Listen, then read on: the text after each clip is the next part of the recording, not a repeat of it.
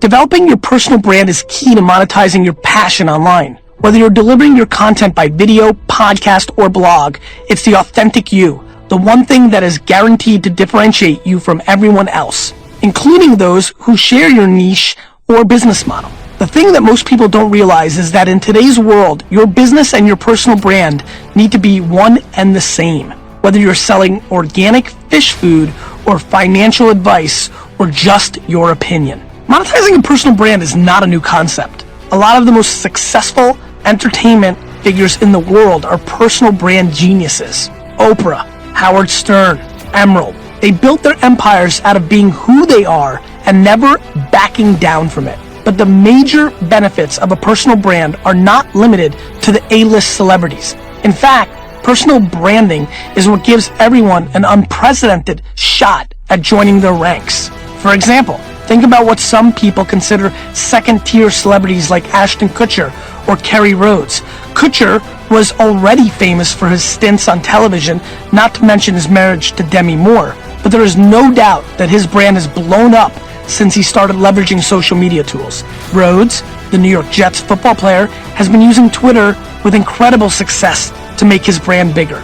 D2C level entertainment figures like Will Wheaton, Brooke Burke, LeVar Burton, and Fred Durst are building great opportunities that will likely propel them from B or D or C to A-level status. How do I know? Because I can see how many people are following them on their Twitter accounts. Now, usually I advise people to ignore the quantity of people following them and to focus instead on the quality of their interactions with those followers. It's a lot more indicative of how well their brand is doing. Many decision makers, however, still aren't aware of this important detail, and therefore the preceding celebrities will benefit from those nice numbers we're seeing.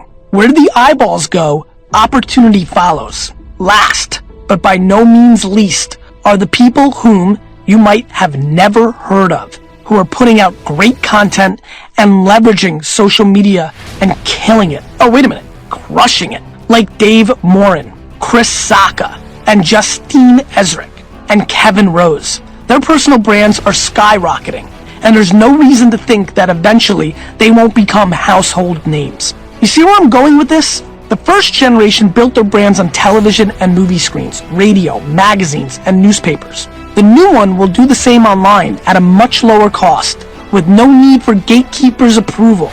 Get into position, because the big killing is coming around the corner. The field may be different, but the game is the same. By the way, little side note, veering off, the gatekeepers I'm talking about is there's no editor at the New York Times who's going to tell the world or decide if your writing is good enough to talk to the world. There's no producer or director in Hollywood who's going to be making the decision if you're pretty enough, skinny enough, have the right look anymore. You can just put it out there and let America decide, and that's a big deal. Building my brand. If you watch me on WineLibraryTV.com, you'll figure out my personal brand pretty quickly. I'm the guy who tells you like it is in plain English. It's a brand that I've been able to develop from a very early age, thanks to growing up in the wine industry. I'd attend $1,000 a head tastings and rub elbows with experienced connoisseurs who lived a long time in the wine trenches. This meant that they had lots of expertise to share with a relative newcomer like me. It also meant that they carried a load of baggage in the form of preconceived notions of how things should be. They'd swirl and smell and slurp and spit and then spout some classic terminology every single time. How the bouquet was rose petals or the finish was silk. It was clear to me that the industry was stuck in a rut, and my experience in the store told me that people were dying for someone to take the mystery out of wine buying and make it fun. And I thought, this I can do. So I became the wine guy, and that's how I built my personal brand. Not with wine per se. I offer my personal brand, not wine, on Wine Library TV. Every episode gives me a chance to share my considerable expertise with other people interested in the same thing I am, which is loads of fun. They also give me a chance to share myself. Watch me for 2 seconds and you'll know exactly who I am and what I stand for. Authenticity is the key. Now that can definitely be a double-edged sword. I know there are people out there who think I'm a jerk with my jet spit bucket, my table littered with toys, and my colorful language. I'm loud, I'm over the top, I'm hyper. Recently somebody said I'm East Coast for East Coast. But I am who I am. I'm for real. And overall, people like that. I cultivated another brand too, of course, and has helped me, along with my brother AJ, build VaynerMedia. For almost 2 years, I was patient. I let people get to know me and trust my Wine Guy personal brand. Then in October 2007, I decided I needed to scratch my own itch. The world was ready to know that I was more than just a funny guy who knows a lot about wine. I woke up one morning and thought, it's time to talk biz. And I started airing videos of me talking about my real passion, building brands and businesses. Regardless of which brand people are drawn to, my popularity stems from the fact that I know what the hell I'm talking about, and that I'm honest. For all my charisma and entertainment value, if the content I was putting out wasn't any good and couldn't be trusted, nobody would be watching. Nobody. To everyone who is freaking out because they fear the noise and distraction of all the additional content on the internet, you can relax. Quality is a ridiculous filter. Cream always rises, my friends, no matter how many cups of coffee you pour. Opportunity lies in transparency. Consumers want you to tell them the truth. Sure, they want quality and service and value and entertainment, but above all, they want to know that the person they're dealing with is being honest. Entrepreneurs don't really have a choice. The lines between the private and public are becoming increasingly blurred. People are able to share their experience and thoughts and photographs on video by spraying them all over the internet within minutes after they happen. The days of being able to con the customer without repercussions are pretty much over. So no matter how you shape and color your personal brand, honesty has to be at your core. I come online 5 days a week and taste and review wines. Some wines are tremendous. Some taste like horse crap. Do the makers of these wines I pan like me? Probably not. Do I care? Yeah, sure. I mean, I don't want to be disliked, and I hate hurting people's feelings, and I love people. So from a business sense, no, I don't. But from a personal sense, it does hurt my feelings. Do I sell some of the ones that I think taste bad? You bet I do, because you might totally disagree with me. Someone at the winery who made it sure did. All I'm doing on my blog is being myself and voicing my opinion, loud and clear. When you launch your videos, blogs, podcasts, you're going to be doing the same.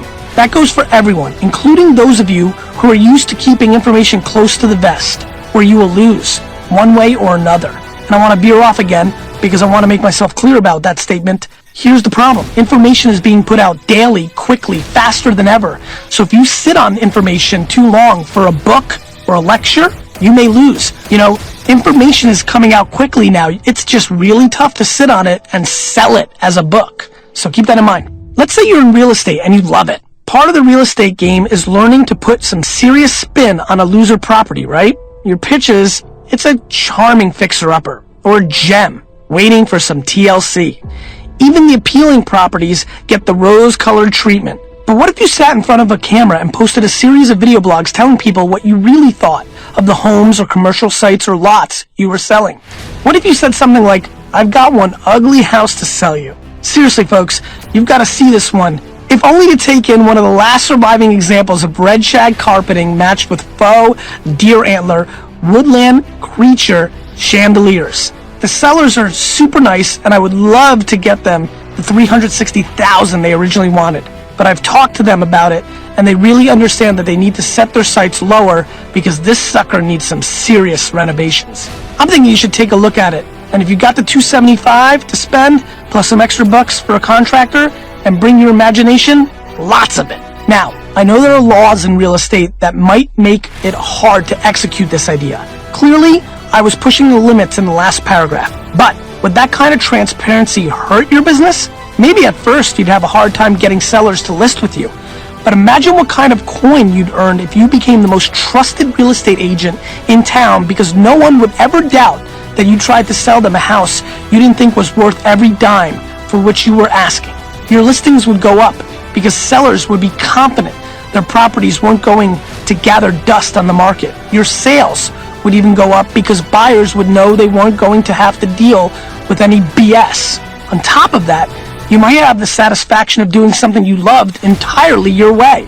And on top of that, you'd build a solid personal brand, the no BS real estate agent, that you can now carry with you wherever you go and use as leverage to find bigger and better professional opportunities, including book writing gigs, television appearances, and a variety of other media appearances.